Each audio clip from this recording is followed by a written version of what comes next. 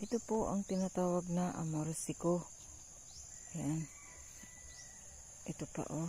Ito yung kanyang bulaklak. Sa ngayon, wala pa tayong nagkitaan na bunga.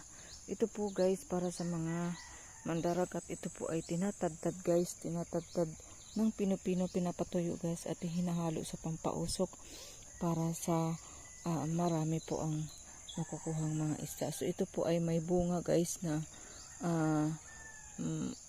maliliit pero wala pang bunga ngayon. Yung bunga na yun ay kapag tanasagi mo ay talagang dumidikit-dikit sa iyong damit. Ayun, ang daming amorsiko rito guys. Hanap tayo, baka may mga bunga. Ito pakita natin kung mayroon bunga. Ayan po, mayroon nga talagang bunga. Ayan, ito po. Pagka nasagi nyo ito guys sa damit nyo ay talagang dumidikit ito sa inyong mga damit. Ayan po.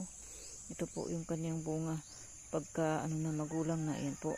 Tapos ito po ay pinapaniwalaan ng unang panahon guys na ito ay ginagamit sa pausok sa mga bangka bago kayong pumalaot para pampaswerte di umano na makakuha ng maraming huli, kasi nga itong sisimbolo ito na yung mga bunga niya pag nadikit ay nasagi mo ay nadikit talaga, hindi na mahirap siyang tanggalin. So kaya pininiwalaan na itong halaman na ito ay ginagamit pampaswerte, at marami din itong benepisyo guys. So sa mga pwede din itong malaga yung kanyang mga dahon, pero ito ay karamihan ginagamit ito ay para sa mandadaragat, pinapausok ito guys.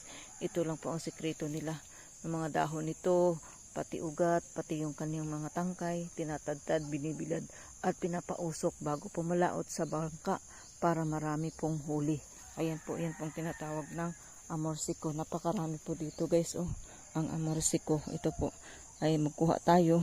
Medyo medyo kailangan magdala tayo talaga ng itak para kuhanin natin itong buong puno na ito guys, para tadtarin natin, kasi maganda din ito kasi sa mga negosyo guys, pampausok po ito, na kasabihan na madikit talaga yung inyong mga customer, na gaya ng mga buto nito guys, pag nasagi mo ay madikit sa iyo.